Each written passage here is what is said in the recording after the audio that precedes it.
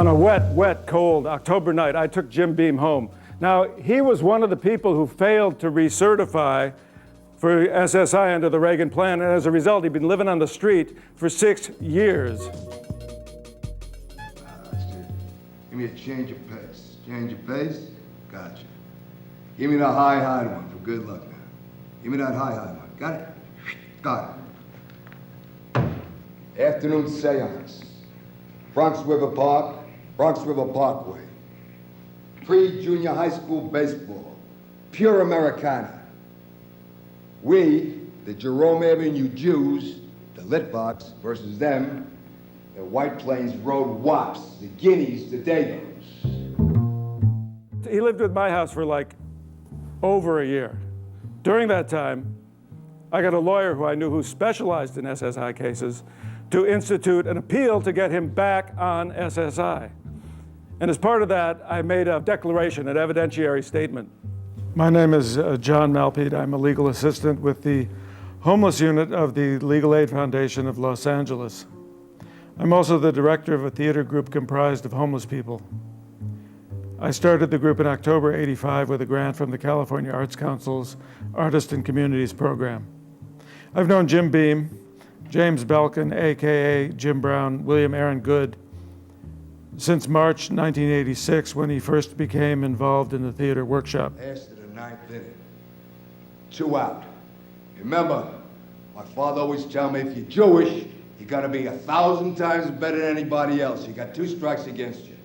Let's see what happens now. That dumb Dago umpire is still there. Should have stayed on a police force.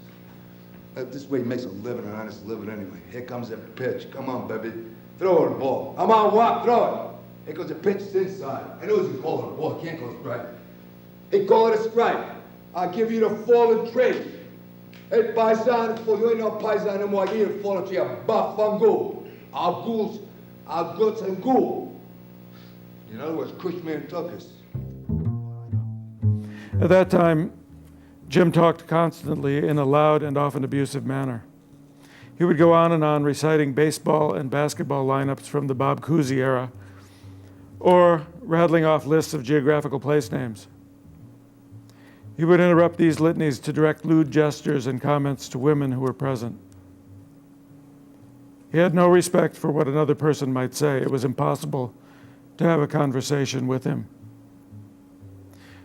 At this time, he'd been kicked out of virtually all the shelters and day centers on Skid Row. His behavior was intolerable. The only reason he continued in the theater group is because we have a policy of tolerating the intolerable. At this time, spring of '85, he was living in a vacant lot near Chinatown and eating out of the trash. Here we go now.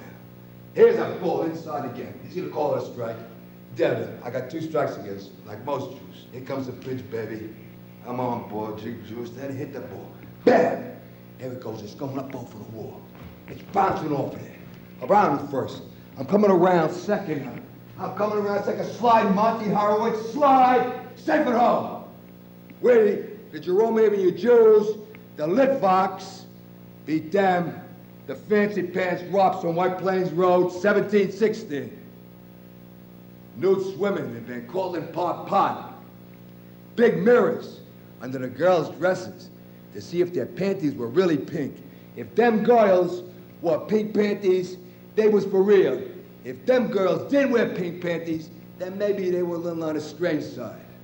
Above all, growing up in non-Catholic, white ethnic, Siciliano-Italiano, Russian Litvak, Jewish, contemporary, urban,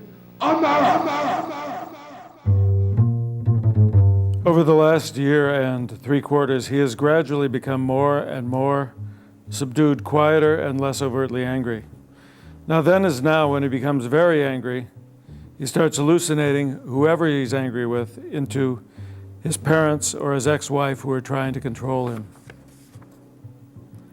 The retiree who manages the property for my landlord said to me, "I see him out on the back steps, just sitting all day and just smoking cigarettes. When I say something to him, he doesn't answer. What's the matter with him? Isn't he all there, or what?" Smiles often come over his face for no apparent reason, and apropos of nothing, he'll just laugh out loud. I declare under penalty of perjury that the aforegoing is true and correct. So in July, Jim's lawyer called to say that she had won the case. I said, Louise, that's great news. The only catch is that Jim isn't here right now. He went to, he said he was going to the Catskills to wash dishes for the summer. Yeah, I guess that's what he did when he was in college. No, yeah, I understand, yeah. No, I think he is going to be back, like, at the end of the summer, okay?